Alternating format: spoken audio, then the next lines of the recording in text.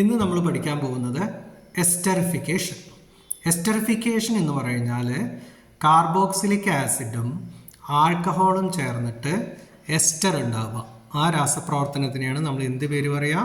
Esterification. ഇനി carboxylic ആസിഡിനെ നമ്മൾ എങ്ങനെയാണ് കാണിക്കുക? ജനറലായിട്ട് കാണിക്കുന്നതാണ് കേട്ടോ. RCOOH ഇതാണ് കാർബോക്സിലിക് ആസിഡ്. ആൽക്കഹോളിനെ എങ്ങനെ കാണിക്കുക? ROH ഞാൻ തിരിച്ചെഴുതിയത് മാത്രം. ROH alcohol. ക്ലിയർ അല്ലേ?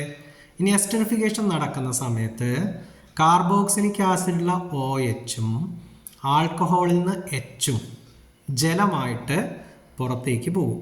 ബാക്കി എന്തൊക്കെയുള്ളത് നോക്കാം കേട്ടോ. RCO കണ്ടോ?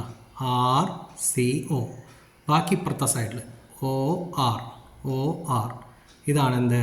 എസ്റ്റർ. അപ്പോൾ എസ്റ്ററിനെ പൊതുവായിട്ട് എങ്ങനെ കാണിക്കാം? RCOOR. ഓക്കെ, ഇതാണ് എന്ത്? എസ്റ്റർ.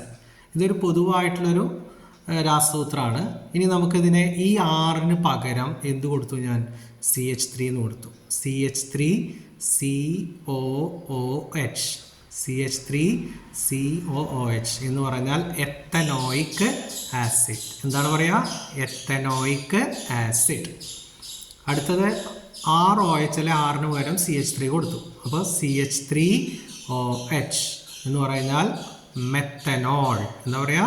മെത്തനോൾ. അപ്പോൾ എത്തനോയിക് ആസിഡും മെത്തനോളും തമ്മിൽ രാസപ്രവർത്തനം നടക്കുക. അപ്പോൾ നേരത്തെ പോലെ ഈ ആസിഡിൽ നിന്ന് OH പോയി, H എവിടുന്ന് പോയി?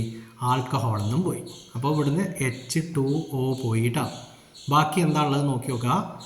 CH3CO കണ്ടോ? അത് ഇപ്പുറത്തെ സൈഡ് കാണാമല്ലേ?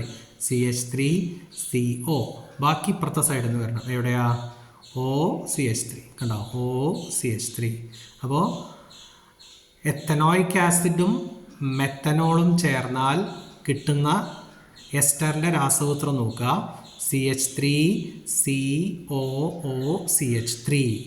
അപ്പോൾ ഇനി ഇവിടെ ഇതിൻ്റെ പേരെങ്ങനെ എഴുതാൻ നോക്കുക കേട്ടോ. ഈ CH3 എന്നുള്ള ഗ്രൂപ്പിൻ്റെ പേര് മീഥൈൽ. എന്താണ്? മീഥൈൽ. ഇനി CH3COO അത്ര വരെ എഴുതണേന് എന്ന് പറയും എത്തനോയേറ്റ്.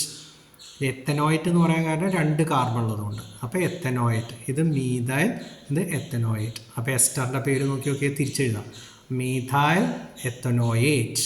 അപ്പോൾ ഇതാണെന്ത്? എസ്റ്റർ. Methyl ethanoate. ക്ലിയർ അല്ലേ?